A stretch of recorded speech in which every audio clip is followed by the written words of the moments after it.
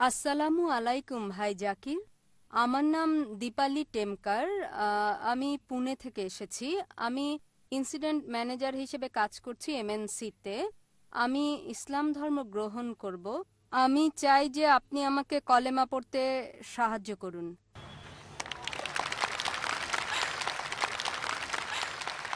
মাশাআল্লাহ বোন দীপালি পুনে থেকে এসেছেন, এমএনসিতে কাজ করেছেন আর ইসলাম গ্রহণ করতে চান। বোন, ইসলাম গ্রহণের আগে একটা বিষয় পরিষ্কার করতে চাই, কেউ কি আপনাকে ইসলাম গ্রহণে বাধ্য করছে? আহ, জি না ভাই।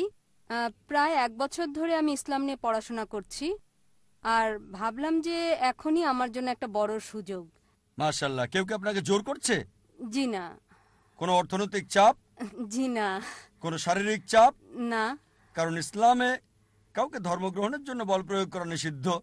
ইসলাম এটা একটা, এমনকি এদেশেও নিষিদ্ধ, এটা দ্বিতীয় কারণ। কিন্তু কেউ স্বেচ্ছায় ইসলাম গ্রহণ করতে চাইলে কেউ আপনাকে বাধা দেবে না। ইনশাল্লাহ, যেহেতু আপনি চাচ্ছেন আমি কালেমা পড়ছি, ইনশাল্লাহ আপনিও আমার সঙ্গে পড়েন। জি হ্যাঁ। কালেমা বলার আগে আপনাকে জিজ্ঞেস করতে চাই, আপনি কি বিশ্বাস করেন ঈশ্বর একজন? জি। বিশ্বাস করেন কি মূর্তি পূজা নিষিদ্ধ? হ্যাঁ করি। এটাকে বিশ্বাস করেন সর্বশেষ ও চূড়ান্ত নবী মুহাম্মদ সাল্লাল্লাহু আলাইহি সাল্লাম? জি ভাই। মাশাআল্লাহ বোন, আমি কালেমা বলছি, আমার সাথে আপনিও বলেন।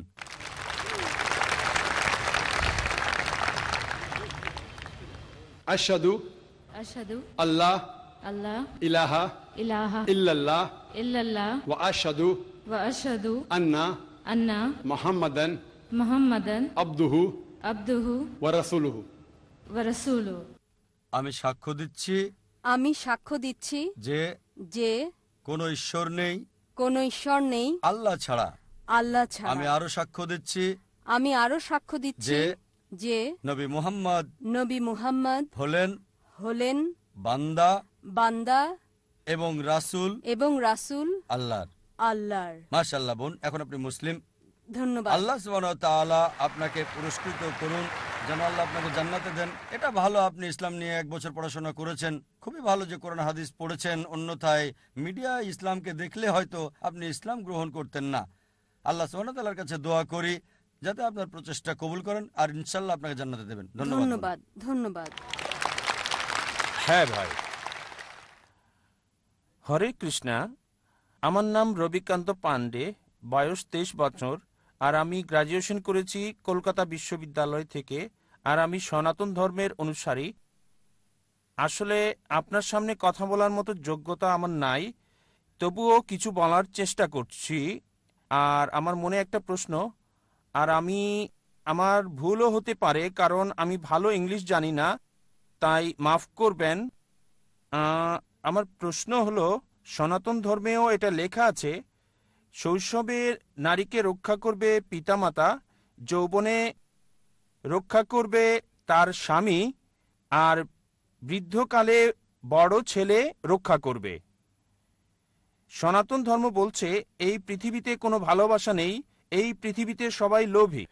সুতরাং ভালোবাসা আর লোভ দুটো ভিন্ন জিনিস, আর এই দুটো একই প্ল্যাটফর্মে যেতে পারে না।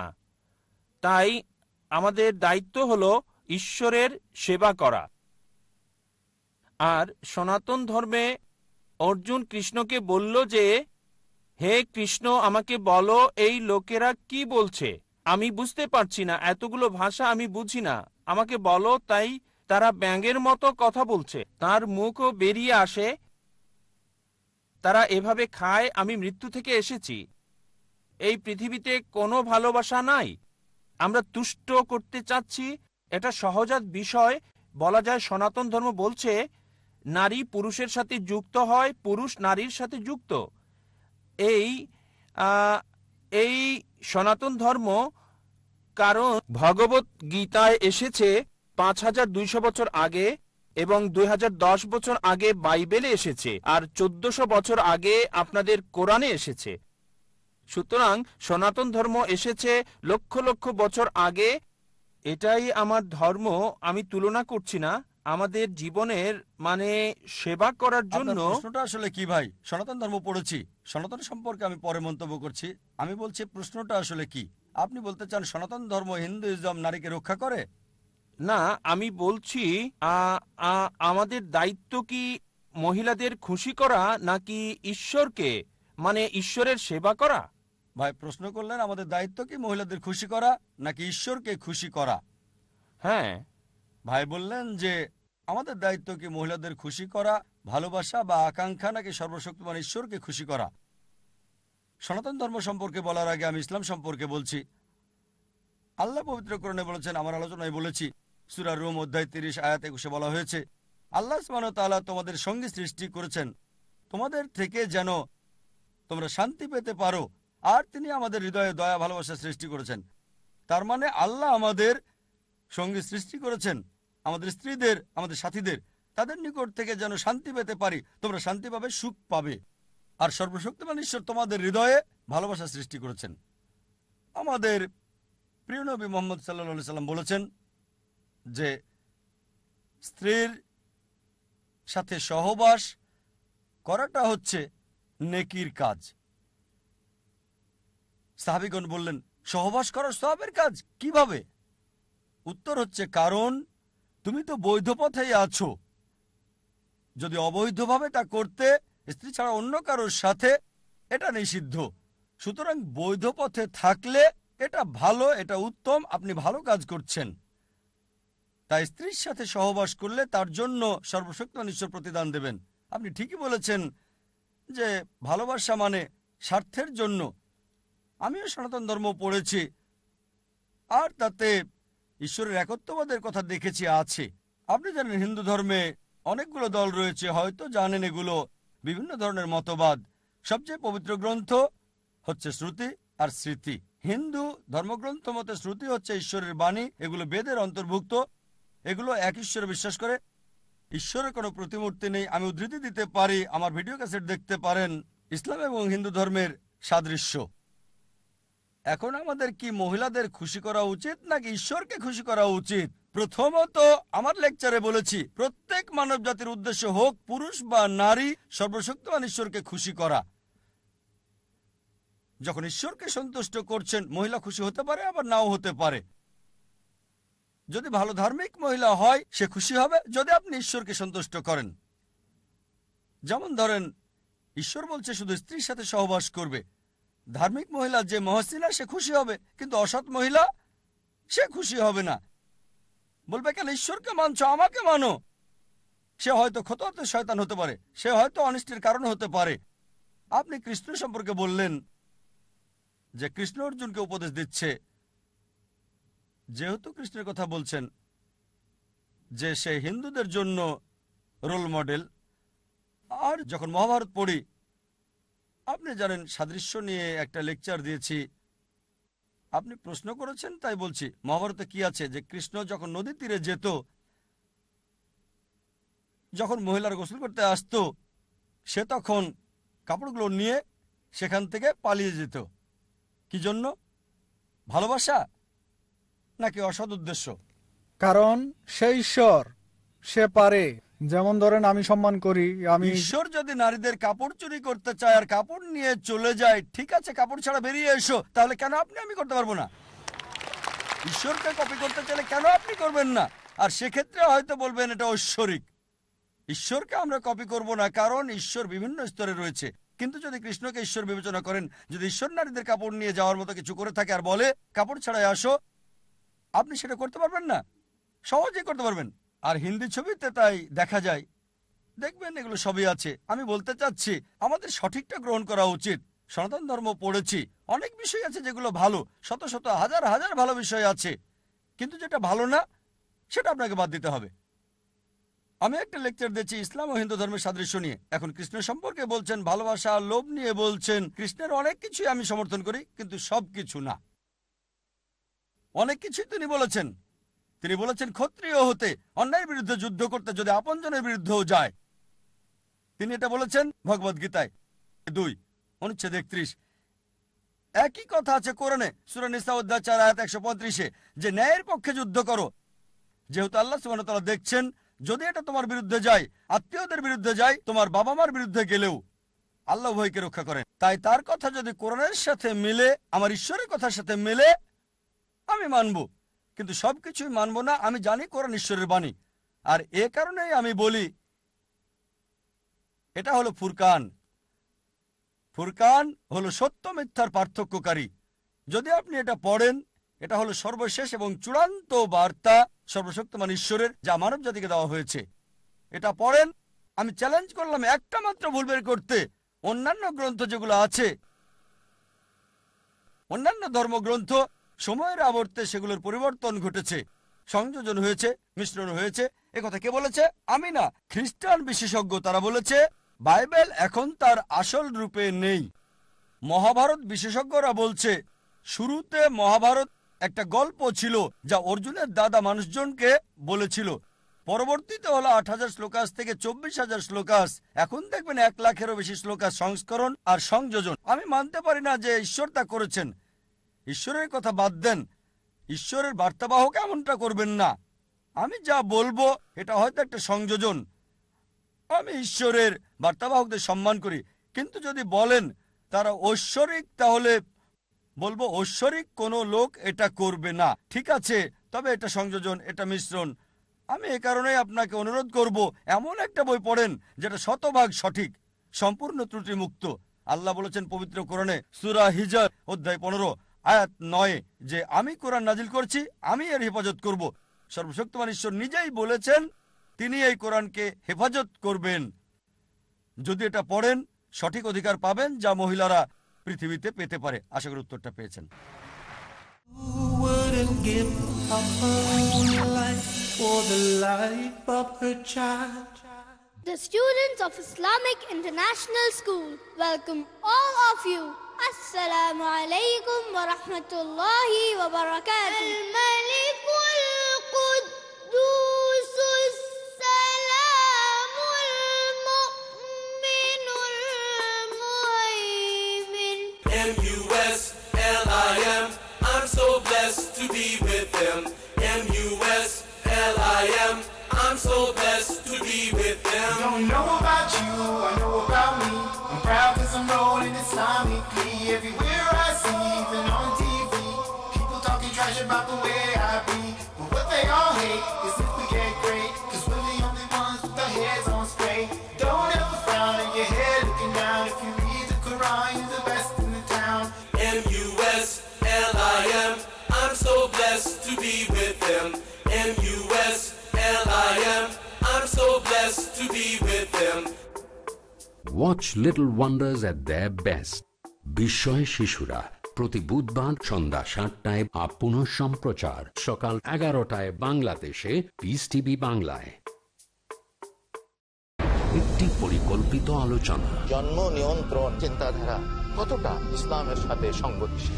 মানবতার কল্যাণের জন্য তারা নিজ দেশে বলছে সন্তান বাড়াও, অপরদিকে মুসলিম দেশগুলিতে জনসংখ্যা কমানো যায় এর পুরস্কার ঘোষণা করছে।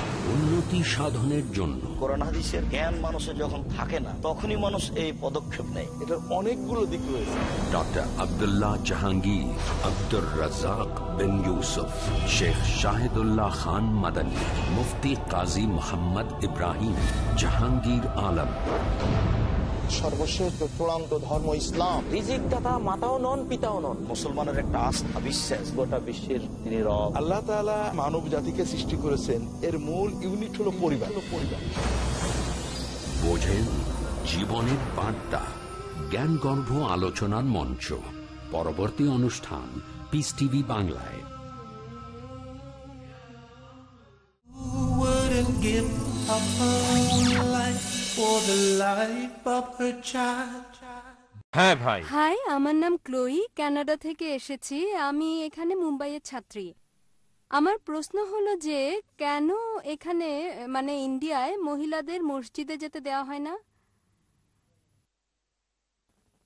বোন খুব সুন্দর একটা প্রশ্ন করলেন যে কেন ইন্ডিয়াতে মহিলাদের মসজিদে যেতে দেওয়া হয় না। এজন্য ইন্ডিয়া দায়ী, কোরআন হাদিস না। আমি আমার লেকচারে বলেছি ইসলামকে বিচার করবেন না মুসলিমদের দেখে অথবা মুসলিম সমাজের লোকদের দেখে। ইসলামকে বিচার করবেন কোরআন এবং সহিহ হাদিস দেখে। আমাদের প্রিয় নবীজি মুহাম্মদ সাল্লাল্লাহু আলাইহি ওয়াসাল্লাম বলেছেন, সহিহ বুখারীর একটা হাদিস, তিনি বলেছেন আল্লাহর ভৃত্যদের মধ্যে মহিলাদেরকে মসজিদে যেতে বাধা দিও না। আরেকটা হাদিস সহিহ বুখারীর ভলিউম নাম্বার 1 বুক অফ সালাহ 865 নম্বর আগে তিনি বলেছেন যে যদি মহিলা ভৃত্য মানে মুসলিম নারী আল্লাহর ভৃত্য, যদি তারা মসজিদে যেতে চায় রাতের বেলায় তাদের বাধা দিও না। এখন আমাদের ভারতীয় সংস্কৃতিতে মহিলারা মসজিদে যেতে পারে, তাদের যেতে দেওয়া হয়, তবে আলাদা ব্যবস্থা, আলাদা প্রবেশপথ, আলাদা অজুর ব্যবস্থা, নামাজের জন্য আলাদা জায়গা। আমরা মুসলিমরা নারী পুরুষের অবাধ মেলামেশায় বিশ্বাস করি না, যেমনটা চার্চে বা মন্দিরে গেলে দেখবেন। কেন? কারণ নামাজের সময় আমরা যখন নামাজ পড়ি আমরা মানুষে মানুষে করে পার্থক্য করি না, কাঁধে কাঁধ মিলিয়ে দাঁড়াই। পাশের লোকটি কেমন তা দেখা হয় না, লোকটা কালো বা সাদা, হলুদ বা বাদামি, ধনী বা গরিব, আমরা কাছাকাছি দাঁড়িয়ে নামাজ পড়ি। এখন যদি কোনো মহিলা কাঁধে কাঁধ মিলিয়ে দাঁড়ায়, চিকিৎসকরা আমাদের বলে যে মহিলাদের শরীরে তাপমাত্রা 1 ডিগ্রি বেশি। যদি কাঁধে কাঁধ মিলিয়ে নামাজ পড়েন আপনার মনোযোগ মহিলার দিকে বেশি যাবে আল্লাহ তাআলার চেয়ে। এজন্য আলাদা ব্যবস্থা কিন্তু সুবিধা সমান, আলাদা প্রবেশপথ, আলাদা অজুর ব্যবস্থা। আপনি হাত ধোবেন, আপনার পা ধোবেন, না মাহরামের সামনে এগুলো করতে পারবেন না। কিন্তু ইন্ডিয়াতে অনেক মসজিদে এই ব্যবস্থা নাই, তবে আলহামদুলিল্লাহ এটা শুরু হয়েছে। বোম্বেতে কিছু মসজিদ আছে যেখানে মহিলাদের জন্য নামাজের ব্যবস্থা রয়েছে। সাউথ ইন্ডিয়াতেও কিছু মসজিদ আছে, আমি সেখানে গিয়েছি। তবে আমি একমত, প্রয়োজনের তুলনায় এটা খুবই কম।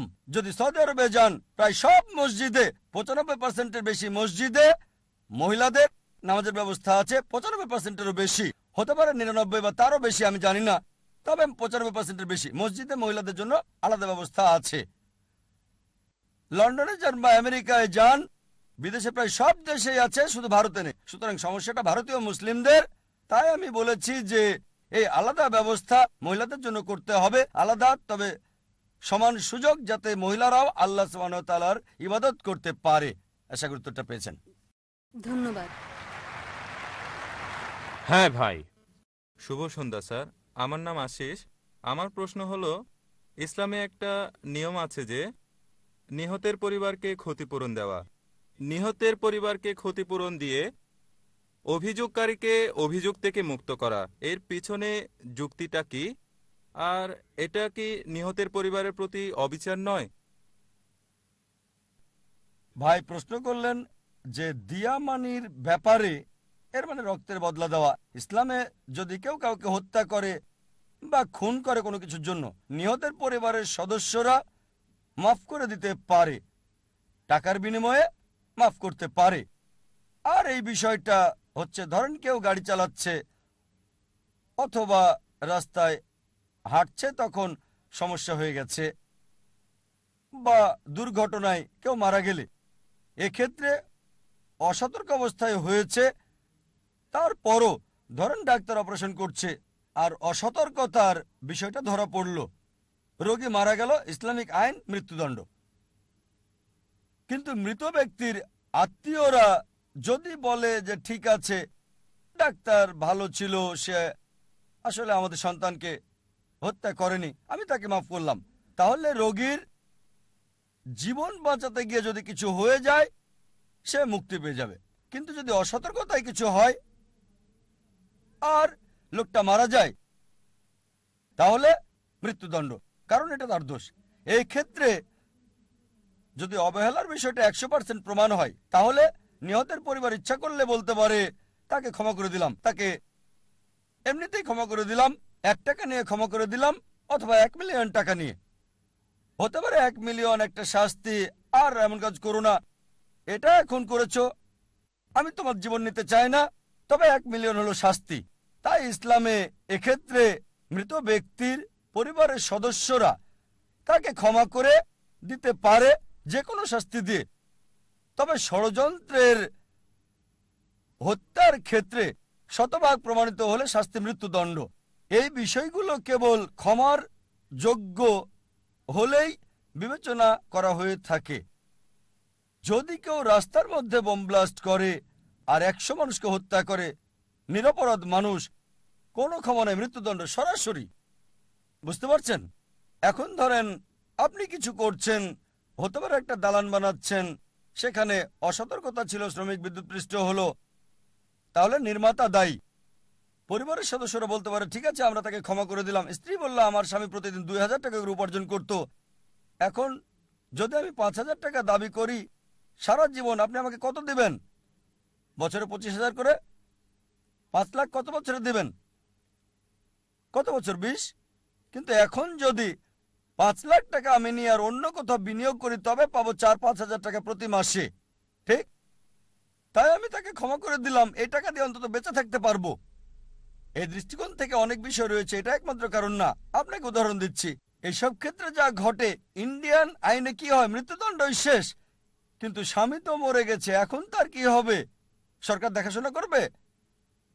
উপার্জনকারীর মৃত্যু হয়েছে, স্ত্রী সন্তান রাস্তায় নেমে গেছে, সরকার সাহায্য করে না। তাই এখানে অন্তত ক্ষতিপূরণ পাচ্ছে, টাকাটা বিনিয়োগ করে মাসে পাচ্ছে 5,000 টাকা। তাই অন্তত কিছুটা হলেও স্ত্রী সন্তানের সুবিধা হচ্ছে। সম্পূর্ণ ক্ষতি হয়তো পূরণ হবে না, অনেক ক্ষেত্রে মাফ করে দিতে পারে কোনো টাকা নেওয়া ছাড়াই। এজন্য ইসলাম বিভিন্ন অবস্থার অনুমতি দিয়েছে যাতে মানুষের কল্যাণ হয়। আশা করি উত্তরটা পেয়েছেন। কোনো বোন কি প্রশ্ন করবেন? হ্যালো, আসসালামু আলাইকুম।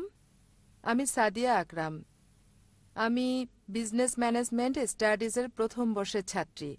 আমার প্রশ্ন হলো যে আপনি বলেছেন যে মুসলিম মহিলাদের জন্য কিছু পেশা নিষিদ্ধ, যেমন অ্যাক্টিং, মডেলিং আর ডান্সিং। এখন এটা কি মুসলিম পুরুষদের জন্যও নিষিদ্ধ? বোন, আপনি প্রশ্ন করলেন, আমি লেকচারে বলেছি যে পেশায় শরীর প্রদর্শন করা হয়, যেমন ডান্সিং, তারপর মডেলিং আর অভিনয়, এগুলো কি পুরুষদের জন্য নিষিদ্ধ? যদি সেই অ্যাক্টিং বা মডেলিং ইসলামিক শরিয়ার বিরুদ্ধে যায় সেটা হারাম। যেমন ধরেন একজন মুসলিম পুরুষ যদি কোনো স্যুটের মডেল হন, সেই অ্যাডে হারাম কিছু না থাকে তাহলে অনুমতি আছে। যদি সেটা হারাম হয়, যেমন মডেল হলো ব্ল্যাক ডগের, হুইস্কি অথবা শ্যাম্পেন বা অ্যালকোহল, সেটা হারাম। একইভাবে যদি অ্যাক্টিং করে দেখায় যে সে একজন অমুসলিম, মূর্তি পূজা করছে, সেটা হারাম। এরকম অনেক মুসলিম অভিনেতা আছেন যাদের আচরণ অমুসলিমদের মতো শিরক করছে, হারাম। সে যেই হোক না কেন, হতে পারে পৃথিবীর সেরা অভিনেতা, এই অভিনয় তাকে দোজখে নিয়ে যাবে, তার অভিনয় তাকে জাহান্নামে নিয়ে যাবে। কিন্তু যদি অ্যাক্টিং করে ভালো কোনো রোলে, মেয়েদের পেছনে দৌড়াচ্ছে না, দেখছেন তো গাছের ফাঁকে দৌড়াচ্ছে, আর এভাবে হিজাব ভেঙে ফেললে সেটা হারাম। তা না হলে ঠিক আছে। যদি হারাম কিছু না থাকে, যদি হিজাব পালন করা হয়, কোরআন সুন্নাহ মেনে চলা হয়, এমন সিনেমা বানান যেগুলো ইসলামিক, মানুষকে বেহেশতের কাছাকাছি নিয়ে আসবে, আল্লাহর কাছাকাছি নিয়ে আসবে, তাহলে ঠিক আছে। তা না হলে অ্যাক্টিং আর মডেলিং এর কাজগুলো যদি ইসলামিক শরিয়া অনুযায়ী হয় তাহলে ঠিক আছে, তা না হলে অনুমতি নেই। আশা করি উত্তরটা পেয়েছেন। ধন্যবাদ।